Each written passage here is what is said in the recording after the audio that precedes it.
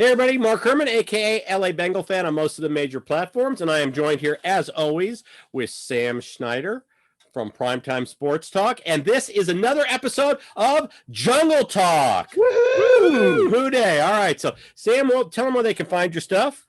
Yeah, you can find me on Twitter at Buy and Sell You. I write for Primetime Sports Talk. You can find us at primetimesportstalk.com or on Twitter at Talk Primetime.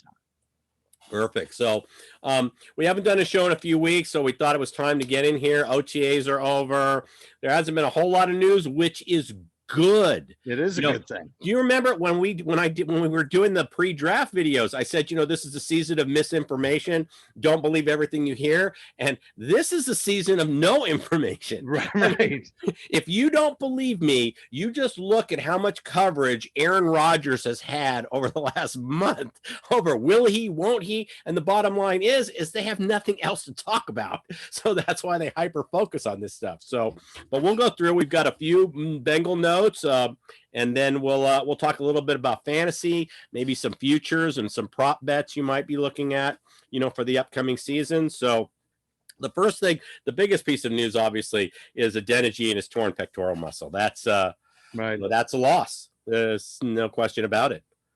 Yeah, and we anybody that knows anything about this injury knows he's not coming back this season. It's the same. Trey Waynes had the problem last year, and if you look at most players of any sport, anytime there's a torn pec, you're talking about 6, 7, 8 months. I've heard 7 if months, not longer. Yeah, and even 7 months. Right now we're sitting here in month 6. I mean that's the rest of the year. Yeah. So you're not going to save a roster spot, and on the guy. Even if he healed faster, I just don't. Yeah, I don't see him playing on the team this year. Well, and you're talking about a game, in football, and particularly his position on the offensive line, where you're constantly stretching out your arms and absorbing, hits from big defenders and stuff like that. I mean, there's no way that you can get it all healed up and go through rehab and not risk just tearing it again, and then you're really screwed. So this probably, because he wasn't going to start, but this probably pushes, Fred Johnson or somebody to maybe moving up the roster spot. You think we sign anybody else? I mean, there's veteran free agents out there that are just sitting there. I don't think we do until probably after training camp has already begun and teams start making their cuts. Yeah. If we do, it'll just be a depth somebody. But I do think on the back end, and it's hard to say right now because they haven't really said for sure. We've got so many backups that are prepared to play guard. I'm not saying they're all world backups or anything, but we've got so many guys that are prepared to play guard or tackle that you don't really know yet what the depth chart kind of looks like as far as where everybody's slotting in. I do think this potentially pushes up Deontay Smith, who we drafted in the 4th round this year, who, my knock on him has always been he's a little light for being on the offensive line, but he's 6'5", 294, and Zenijai was only 6'4", 302. So, I mean, that's not, really a different body type. At the very least, this is going to get him more reps in practice. Yeah, he's the one I was hoping would emerge and really step up. And then I agree with you. We wait for roster cuts because you're going to see some quality people who are in football shape because they were, trying to make another team. And that's when you can pick up some quality veterans and add some depth. So, but it was unfortunate. You don't like to lose anybody. I mean, we sit around in this season and we say, well, 2 things we don't want to hear: injury reports. And then the other thing we don't want to hear is you getting into trouble, because you sit there and you go, okay, because they're not, it's OTAs, and what we don't want to hear is, you're arrested, your DUIs, stuff like that. So it's almost no news is good news. We don't hear injuries. And but the OTAs look like they've been going great. I mean, we were talking about this earlier that, Zach ended them early. Yeah, Zach gave him the last couple of days off. He said, he was really happy with what he had seen and thought that everybody, deserved to cut out early, which, when you're a young coach like that, and your back's kind of against the wall, then he must really feel good if he's willing to send everybody home early, because a lot of other guys would be like, no, man, we're staying here. Right. so that's a good feeling. There have been some really great sound bites there. It's the usual stuff. Everybody looks amazing. Right. Everybody's gonna have we're gonna have the best season ever and go undefeated. But there's still been some fun stuff too. You guys can Google.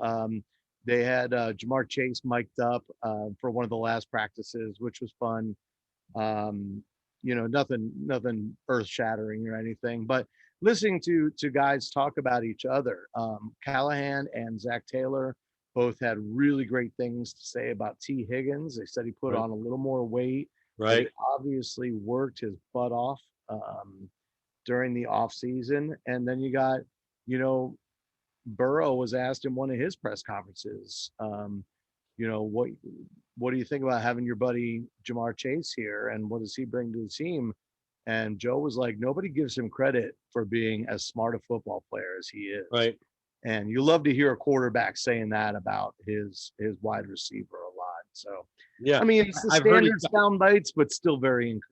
Yeah, well, and I've heard that he's really grasped the playbook quickly, and he's a quick learner, and Yeah. all this stuff's real positive. I got to say, and I think I might have said this in the last video, Zach's press conferences have been much better. I mean, he's getting more specific questions. He's actually giving you specifics.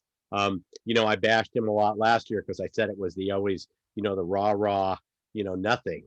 So Right. he's actually had better pressers this year, Yeah, during and the offseason.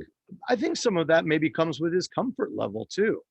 You know what I mean? Like, even if he saw things that he really liked last year, do I think he would have sent everybody home early? No, I really don't. Not because they didn't do well, but just the younger you are in this league as a coach, and I mean he's 35 years old, Something like that. the pressure's on from the first time you get there, and then all of a sudden you get around year 3 and you're like, wait a minute, I'm the coach. So I can have, like you said, more specific pressers. I can be a little more open or a little more closed if I want to. Right. If I want to send everybody home, I can send everybody home. Right. Yeah. No, it's been a positive offseason. Like I said, that's really our only significant injury.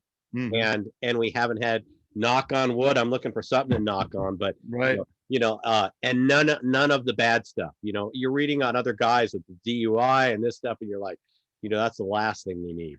So Right. Well, and then you've got all the side hubbub with vaccinations and Right. stuff that you and I were talking about. And Joe Mixon came out and said, and I'm paraphrasing, obviously, said, get vaccinated or don't get vaccinated. I respect, your right to choose. But then you got guys like Cole Beasley that come out and, like, I suppose I get that you have the right to choose. You do. You have Right. the right to choose. Right. If he would have just said, I have the right to choose and I'm not doing it, I'd have been better about it. But he came out and sounded like a knucklehead Right. and said that the odds of me getting into this league and playing for 10 years were a long shot, and it'd be a long shot for me to do this or that. So I'll But take my those are chance. two completely And I'm like, different that's things. not how math works. Yeah, no, that's an argument, a fallacious example if you ever took a debate Right. class. Those are two completely different things. Polio was basically eradicated for 50 years, and we now have cases of it coming back because people have said, oh, I don't need the vaccine, or I don't trust it, or whatever. And this was a debilitating disease. I mean, when my mom was growing up, she always told me when she was a kid, her parents wouldn't let her go into crowds because, I mean, literally, you have crippled people from Right. polio, and to bring the disease back, mumps, measles, and polio, because you think you can go without vaccines. I think you're nuts. But Yeah, and like we said, it's to each their own. But I was just kind of piggybacking on the whole. This is other things you don't want to hear about. Yeah. If there are guys on our team that didn't want to do it, that's their prerogative. I'm just glad that they're not stepping out in the news and saying hoorah stupid stuff like in the Cole fact Beasley. that they didn't do it, like Cole Beasley. Yeah, no. And the league has definitely, I mean, you can see the position of the league. They are very punitive if you don't have the vaccination. I mean, if you're in close contact with somebody who test positive and you are vaccinated, there's no quarantine. Where Right. if you're not, it's 14 days. So, Right. I mean, there's significant advantages. Also, I think if you're vaccinated, you're only tested every 2 weeks. I mean, there's a lot of things. So, Well, and there's certain things with like the size of meetings you can have, right, the number of people you can have in a room at certain times, and it's not even just the non-vaccinated can't be in there. It's it affects everyone. Well, now instead of being allowed to have 10 people in this meeting, it doesn't matter who is and who is not vaccinated. If somebody is not, now you can only have 5 people in there. right, Little things like that, which, that's why the league really wants everybody to do it. So they're, putting these things in case. And once again, I'm not here to bandwagon anybody or say everybody has to get vaccinated. It's their prerogative. right. But it's just, to be perfectly frank, I just can't wait till we don't have to hear about it anymore. Yeah. I mean, Well, every day there's a tweet about somebody saying this or that and the other, and then who knows how long before someone says, "Well, we couldn't have a full meeting because so and so is right. Well, they're screwed definitely everything doing the up." peer pressure. They're trying Yeah, to do the code red to try to get you to, to yeah, I vaccinate. do But know. I do have a friend that that has some connections inside the organization. This isn't like anything special to say. It's not surprising at all, but they did have, I think early in the OTAs, they had doctors come in there specifically to vaccinate people on the team and named off a couple, just a couple players. And I was like, do you mean like everybody got the vaccine? And he was like, I don't know. I have no idea if right. everybody got it or not. But the team did bring in people and say, if you're one of the people that hasn't gotten it, that wants it, then go for it. And we talked about, the fact that Sewell, after he got drafted to Detroit, he didn't get one, and look at him. He missed the beginning Right. of OTAs. He missed the beginning of Right. OTAs. No, listen, you have Rom who just in the last major golf tournament couldn't finish the tournament. And they Mhm. estimate that cost him about 1.5 million. Yeah. And it's like and he even said now, my bad, because he had, I think, the first shot but hadn't had the second, or he had the second but it hadn't gone the 2 weeks after. Whatever it was, he was in the part to where he tested positive, and maybe it's a false positive, but because you weren't fully vaccinated, PGA, you're gone. They're not going to risk Right. the rest of the tournament. So, and you look at Chris Paul right now in the Suns. I don't know whether he was or wasn't, but his status is unknown right now. Yeah. Fortunately, his series, they're not ready to play. But if he's not available for the West Championship, that's that he's gotten them to where they are. Yep. So how Well, I Chris mean, Paul is going to be used. at the end of the day, I suppose everybody's got their reasons one way or another. But if somebody told me I'm going to pay you X amount of dollars to do your dream job, I'd be Right. like, where do you want to stick it and how many Right. times? Well, you got a lot of people who make a lot less money who have done it for work, whether you're Right. a healthcare worker or a teacher or whatever. You don't have a choice. If Right. you're a teacher, you're not in the classroom. So if you want to do your job, so there's a lot of people who have a lot less at stake who have taken Right. it. And the sample size, I heard somebody on Twitter complaining about it's experimental. We've got a sample size that's huge. It's pretty significant at this point compared California's to at 50%. right. I mean, we're talking about a small sample size being 6 games played in a year in a sport. Right. I think the sample size is a little bigger than that, but No, but I'm saying the vaccinations. You have right. millions of tens of That's what millions. that's of that's people what have I'm gotten it. saying. I mean, Old people. Yeah. we're So talking about a game. We're used to small sample sizes. I think this is a pretty big sample. yeah, I don't think you can use the word experimental anymore. That's my thing. So all right, well, let's get off vaccinations. OTAs went well. Let's talk about some guys you might like for for fantasy football.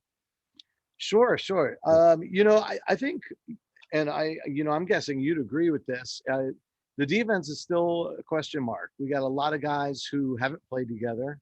It's no secret that we've signed good players.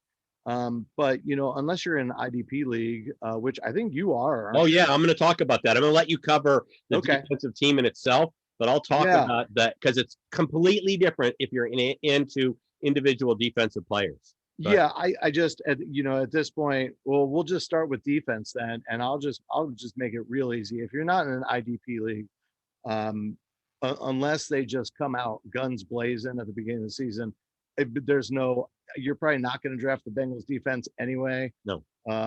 So just let them sit there. And if they turn out to be good, or you want to plug them in 1 week against, Chicago or something like that, then go for it.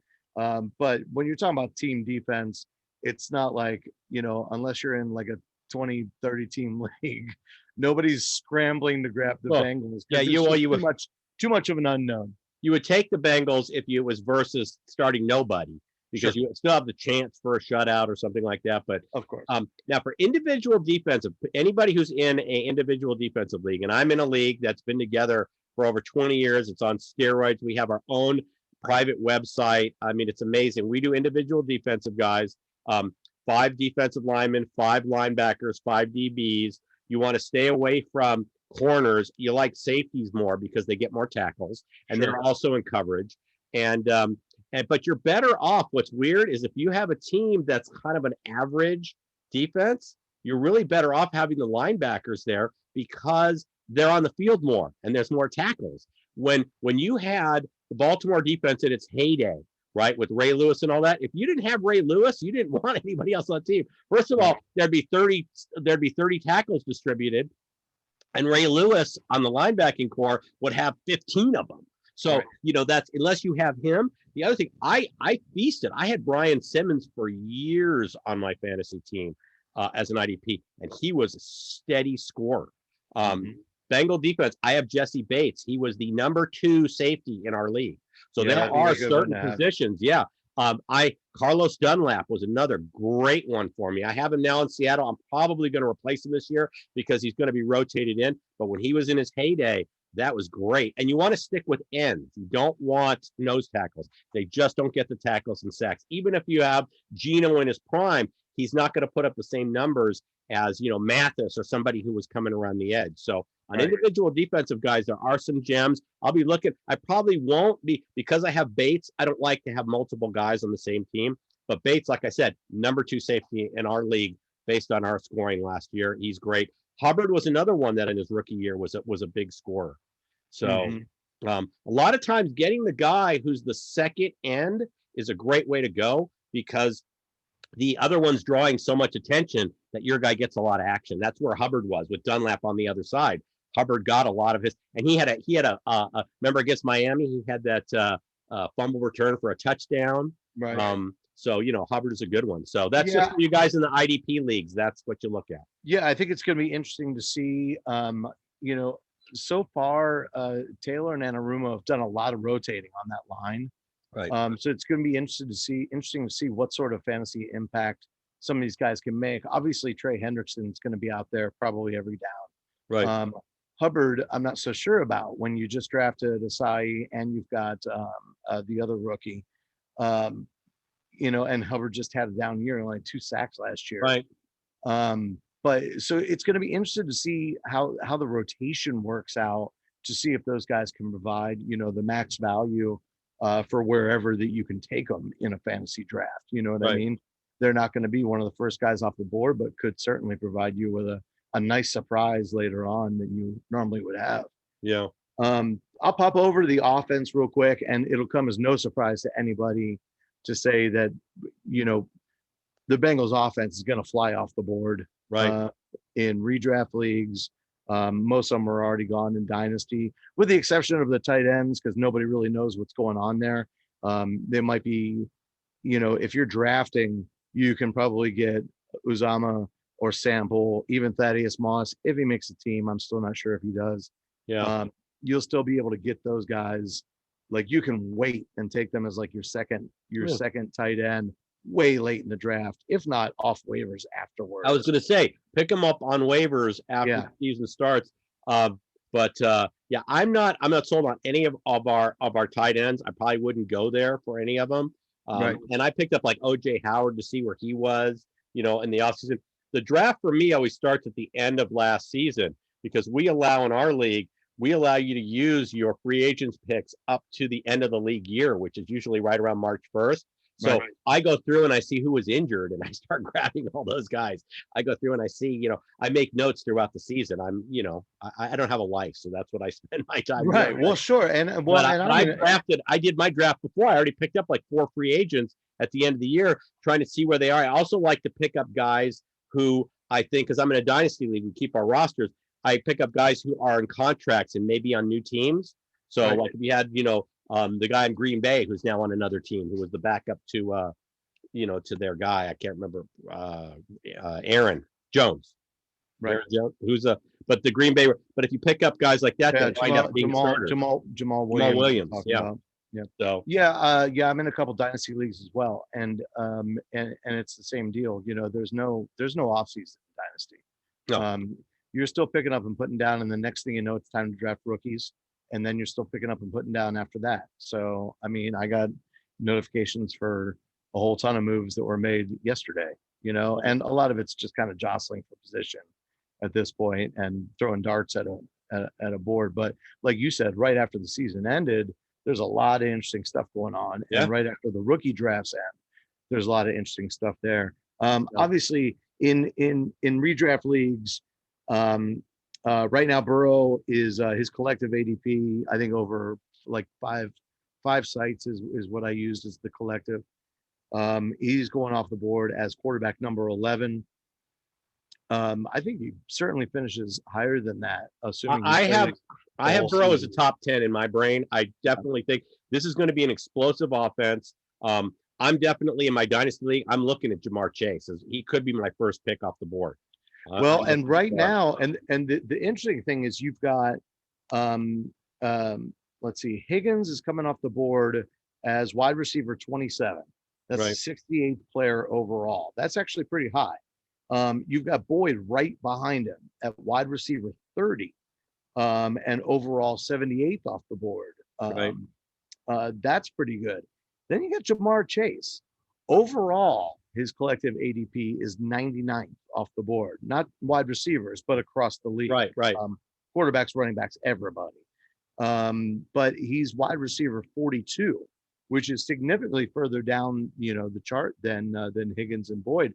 So Chase is one of those guys. I mean, if you believe in that chemistry he's got with Burrow, where if you can be picking them up in the later rounds, you're going to consider yourself very, very lucky. Whereas dynasty leagues, obviously, he already came off the board. Oh yeah, dynasty leagues. If you haven't ever been in a dynasty league, the draft looks a lot like the NFL draft because Burrow's already on a team. Someone drafted him, last year. I didn't get Burrow I have Patrick Mahomes, who I picked up years ago, as a rookie and sat on him for a year because I loved him so much in college. But I have Tua as my developmental, and then I might look for somebody else. We have the guy with Deshaun Watson, and everybody was saying, "Oh, you're worried," and he's like, "No, he drafted Herbert last year. That's the backup." Right.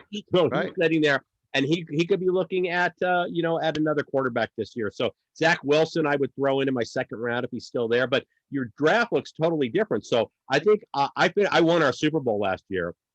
So I'm drafting. I think we have 10 teams. I'm drafting 8 or 9, and I'm looking at Jamar Chase. If he's there, I'm absolutely going to add him because I have Mixon. I don't have a wide receiver on the Bengals. So, I can't imagine he would be there at eighth or ninth in the rookie draft, but maybe. But the quarterbacks, we've got a lot of guys who have aging quarterbacks. The guy who has Matt Ryan is going to be looking to pick up one of the young QBs. And there's, 3 or 4 viable QBs. Justin Fields is going to be starting this year. I mean, at some point, Andy Dalton's not keeping that job. So, if you have your starter as Matt Ryan and you're looking at, the person to maybe give you a second half push and be there next year, then you're looking at, at Fields, you're looking at Zach Wilson, you're looking at these guys. You're looking at Mac Jones. The other thing I wanted to mention, I'll go back to redraft here again. So all those guys, Mixon is he's running back 14. Right. He's coming off the board 18th overall. So he's going in the second round in pretty much every league. And, if you believe that this is the year he's going to play every game, then he's top 8 pick. You know what I mean? The only reason he's ranked as running back 14 is because he can't stay on the field. Right. Well, actually, I take that back. 1 year he played all 16, started 15. That was the year where Pollock was our coach and he led the league in rushing. It was, that was, no, it was the year after. The year before, I think he started 13 games because he missed some. Yeah, he missed a couple few, but games he led the and league in still rushing. had still had 1168 to lead the AFC, and the next season he had 1137 in 16 games. But if you think he's going to play every down, I mean, it's okay to take him. You're not a homer if you take him in the first round, but you got to really believe that he's going to play every down before you take him over some of these other guys. The only other one I wanted to mention, and this is an intriguing one, and I know a lot of people play in leagues where they want to get rid of the kicker entirely. And I feel your pain, although I think the kickers are way more valuable than people give them credit for. Right. But because nobody knows for sure yet if McPherson is going to be our kicker, his average draft position right now is 28th of 32. Right. No. And it might actually be more like 28th of 34. Yeah. There's probably a couple other backups that are being taken first. But when you've got an offense this explosive with all these playmakers, if they're healthy, that's the kicker you want. Like, that's the guy you want, the guy that's just going to go down there. You can't get in the end zone every time. No. So, but an explosive offense will get you close enough to kick a field goal almost every time. Right. So I'm telling you, man, look out if he gets the job, which I assume he will. Zach has already said right now the plan is he will be our kicker. When they let Fat Randy go, he's our kicker. Yeah. We made the mistake. We already made the mistake with Jake Elliott. We should have kept him. Bullock should have not been our kicker. We wouldn't be even having this conversation. We'd be saying, yeah, Jake Elliott's like, the 10th or 15th kicker overall. But we're not making that mistake again. We spent a draft pick on a kicker. He's a good kicker. Hope not. I hope not. No, it's not. I have enough agony watching him make Jake Elliott. When Randy Bullock was missing his 50-yarders, watching Elliott pump 50-yarders through to win games. And I'm like, and he's not on our team.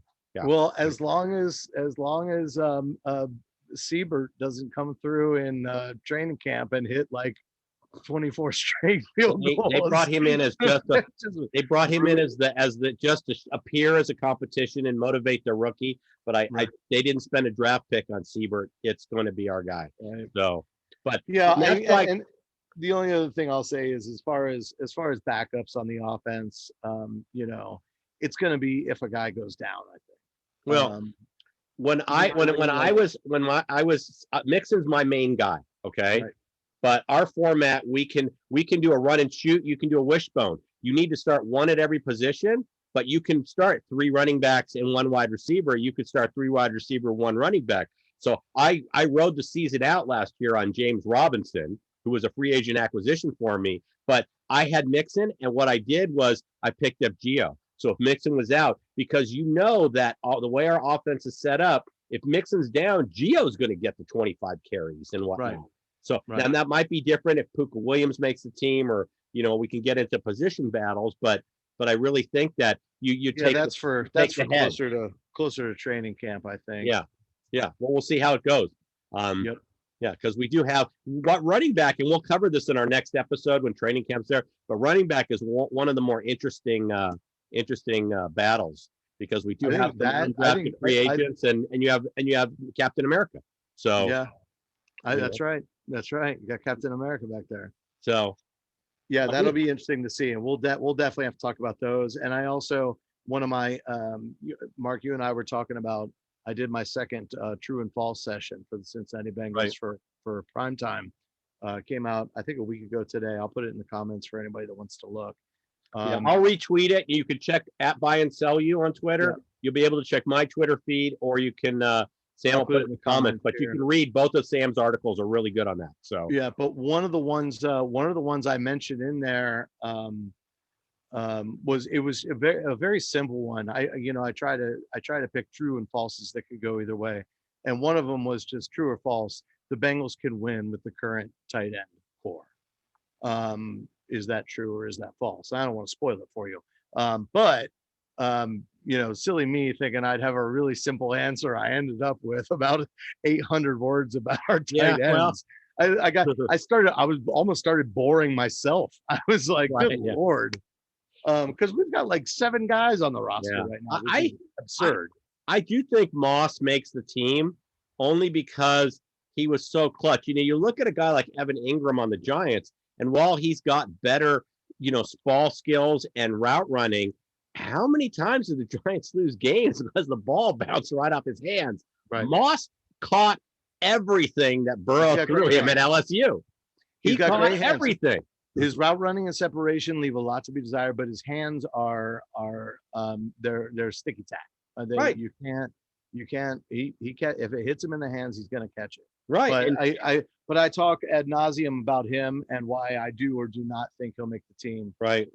In that article as well. So make sure to check that out. Okay. That's great. And any other last minute players you want to mention? No, I love our offense. I think Boyd's viable. I mean, I love all of our skill position guys. I love Mixon. I love Boyd, Higgins, and Chase. I think, and Burrow. Obviously, I see Burrow as a top 10 guy. I think this is going to resemble the Air Coryell for those of you who remember back that far. Some of you might not be old enough to remember the Dan Fouts Charger days, but man, they had some, 38, 35 games, but right. There wasn't the fantasy football back then, but man, that was those games that's some numbers, and I really think we could have that.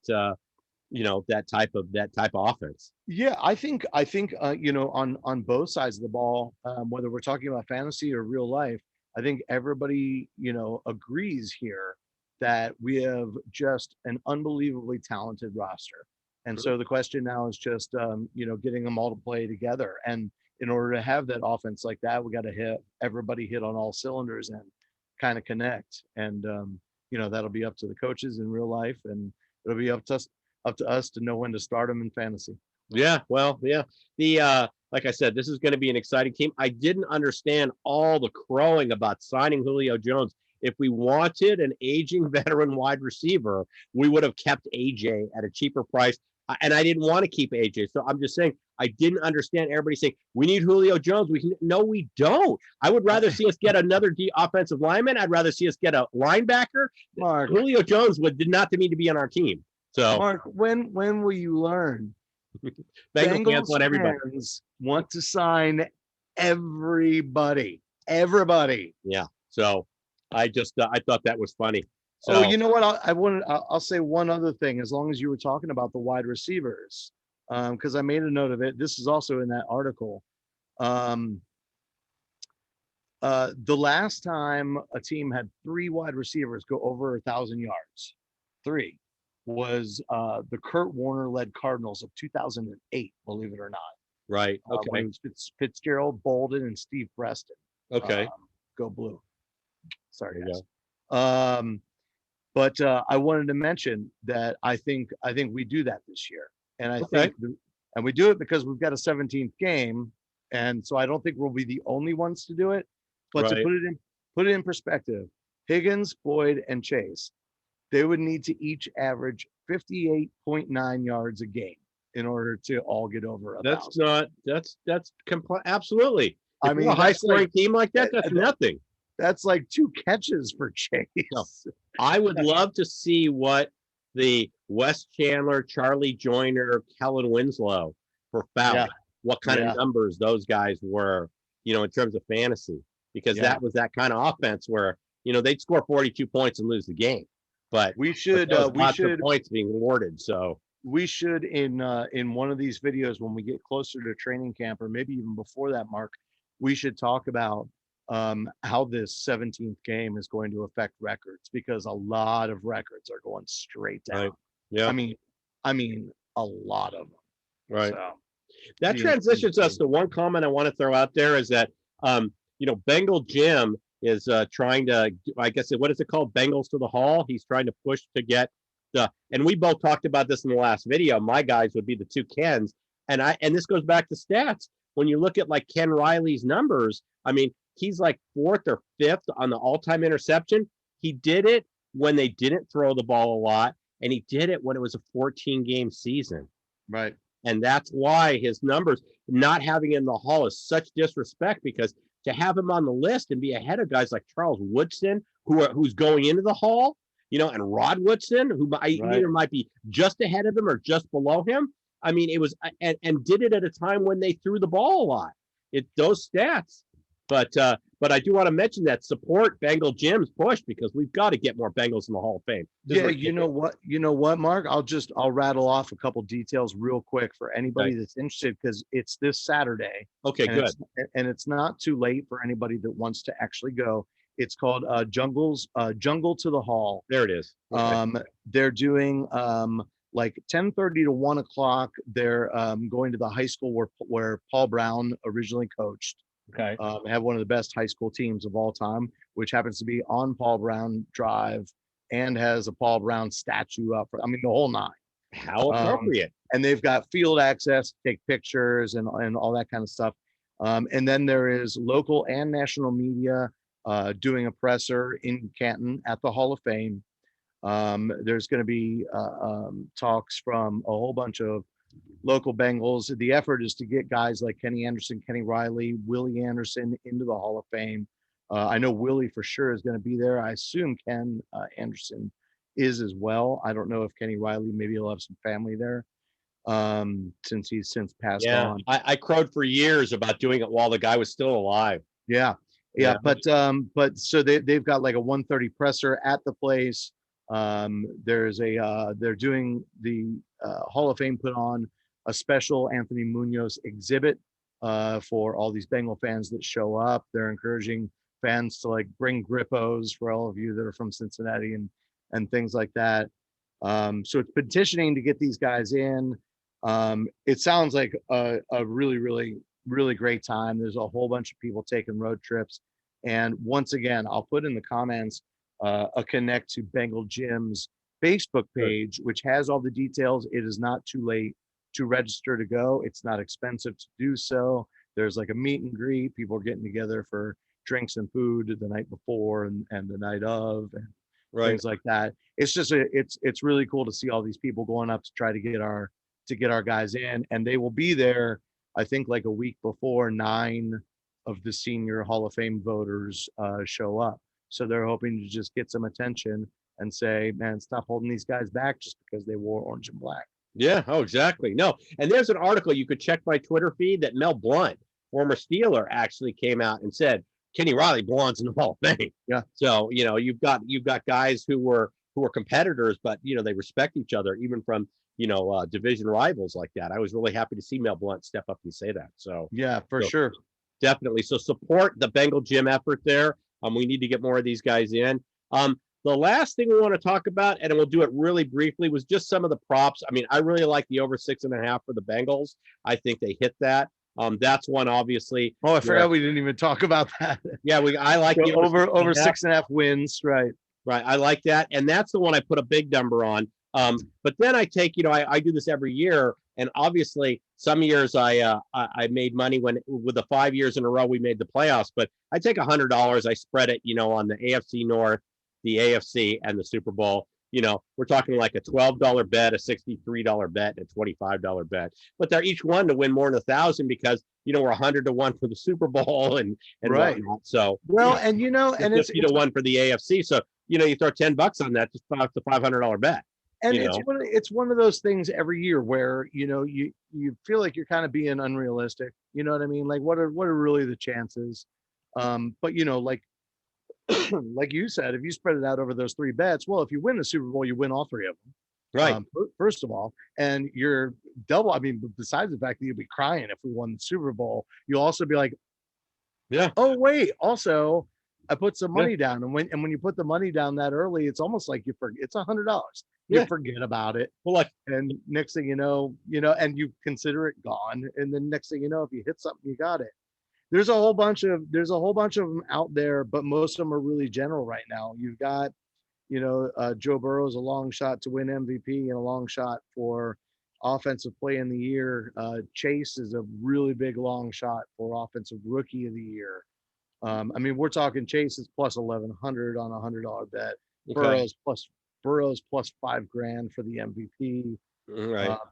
He's only plus 600 for comeback player of the year, which is certainly a possibility, and that's a bet that I would consider. Yeah. The only problem I have with that is every year, it's not just guys that are injured; it's also guys that have bad seasons. Right. So you're talking about he's going to be up against guys like Saquon Barkley, Run CMC, Right. Kenny Galladay. Um, I mean, what happens if Jameis Winston gets starting quarterback job? Well, he's going to get the starting It's job, but what if if he gets it's the not Saints to the playoffs? Yeah. exactly. So you've got, the only problem with those the odds seem great, but you've got all this competition. I probably will not do the 6.5 wins because the odds just don't. It's just not worth it to me. You know what I mean? I like it also. It's basically kicker $100 bet to win $100. I don't. That doesn't really do much for me. But my favorite bet, however, that I will do is Joe Burrow over 4250 pass yards I in like 17 that. games. I I think like that's a slam dunk. Right. I like that. To me, the over 6.5 is a slam dunk if we stay healthy. Obviously, it's always about staying healthy. Of But course. I just think, I just really feel like this is at least an 8, 9, 10 win team. I really, Right. personnel wise, if we stay healthy, there's no reason why we can't do that. We're under the radar. Everybody figures we're going to finish last in the division. So there's no pressure in terms of that. And here's the kicker, the 17th game. Right. The 6.5 last year was too rich. The 6.5 this year with the better team and all that, and the off season that we've had. And once again, I'm going to bang this drum a lot. Bring in Pollock back. I really think the running game is going to be better. The pass protection is going to be better. He was able to make hay with Bobby Hart and some of these guys Right. that Turner was not able to. So I truly believe he was our best offseason signing. Yeah, Riley was I agree one. with you. Riley as the player was our top one, and I Yeah. do think that Pollock was our best acquisition. I pointed that out to somebody the other day who's a big Giants fan, and he was like, "God, I didn't even think about that." About looking at coaches that you brought in that could change your locker room. I keep writing in every article too, because you and I talk about it all the time. I'm telling you, You'll see when the people look at that true and false article, you'll see I mentioned it again in there too. Yeah. So I agree with you completely. In Frank Pollock, we trust, right? In Frank Pollock, we trust. So, all right. Well, that's everything we're going to cover on this one. We've got other things coming up. Training camps coming up. We'll get another video out. Please, if you don't subscribe, please subscribe. That's all we ask. Check out Sam's true and false articles on Primetime Sports Talk. And with that, I'm going to say, hoo day, everybody. Hoo day. All right. We'll see you guys soon.